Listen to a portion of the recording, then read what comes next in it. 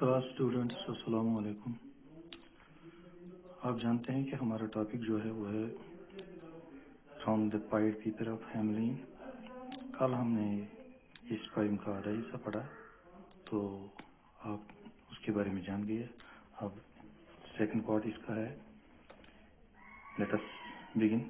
Great rats, small rats, lean rats, brawny rats, brown rats, black rats, grey rats, tawny rats. جب یہ پائڈ paper بجاتا ہے وہ musical دھن تو بڑے چوہے, چھوٹے چوہے, جھکے ہوئے جو لین ریٹس, برینی ریٹس اور مختلف رنگ کے جیسے brown rats, black rats, grey rats, tawny rates, یہ سب قسم کے چوہے دوڑ پڑے, گھروں سے باہر نکل آئے. گرے اولڈ پلاڈرس, گے ینگ وسکرس. گرے اولڈ پلاڈرس یہ ہے آہستہ چلنے والے. کچھ تو ان میں آہستہ چلتے تھے, کچھ گانا گاتے تھے. گے ینگ فرسکرس, فرسکرس کے معنی ہیں کھیلتے ہوئے چلنا, بڑے خوش تھے. فادرس, مدرس, انکلز, کوئزنز, باپ بھی تھا, ماں بھی تھی, چچے بھی تھے, چچیرے بھی تھے, سب دوڑ رہے تھے. Cocking tails and pricking whiskers. تو یہ ہے اوپر کی طرف موڑنا. کوکنگ ٹیلز کے معنی ہیں یہ اوپر کی طرف موڑتے ہوئے, اینڈ پرکنگ وسکرس کے معنی ہے اوپر اٹھتے ہوئے آگے. Families by tens and dozens, سبھی خاندان 10 اور درجنوں واد خاندان تھے, فیملیز تھے.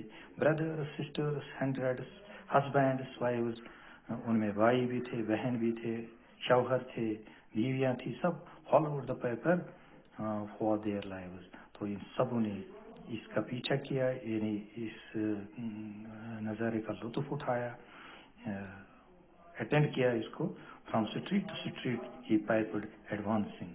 تو یہ بجانے والا جو پائڈ پیپر ہے یہ گلی گلی آگے بڑھتا رہا. ایڈوانسنگ مینس گلی گلی آگے بڑھتا رہا. اینڈ سیٹ فار اسٹیپ دے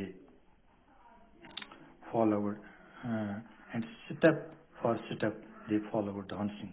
تو یہ مختلف رنگ کے, مختلف ایج کے جو چوہے تھے سبھی اس کے ساتھ پیچھے پیچھے ڈانس کرتے ہوئے, یعنی ناچتے ہوئے چل رہے تھے. Until they came to the river Weser, جب تک کہ وہ ریور ویزر کے پاس پہنچے. Wherein all plunged and perished. تو وہاں کیا ہو گیا, آل پلنجڈ کود گئے, اینڈ پرشڈ ڈوب گئے. سیو ون, اگر کوئی بچا تو کون تھا. سیو ون ہو اسٹاؤٹ ایز جیلیس کیسر. بس وہ بچ گیا جو کہ اتنا بہادر, اسٹاؤٹ کہتے ہیں بہادر کو, جیسے کہ جیلس کیسر. یہ جیلس کیسر یونانی بادشاہ تھا. تو swam across and leave it to carry, اس طرح سے swam means تیر گیا across اس دریا سے, and leave it to carry, اپنی زندگی کو بچانے میں کامیاب ہو گیا. تو اس کے ساتھ یہ پوئم جو ہے کمپلیٹ ہو گئی. اس کا جو لکھنے والا پوئٹ ہے وہ ہے رابرٹ براؤننگ. رابرٹ براؤننگ, یہ آپ کو یاد رکھنا ہے. تو اب اس کے بعد اس کی ایکسرسائز کوشچنز ہوں گے. Thank you.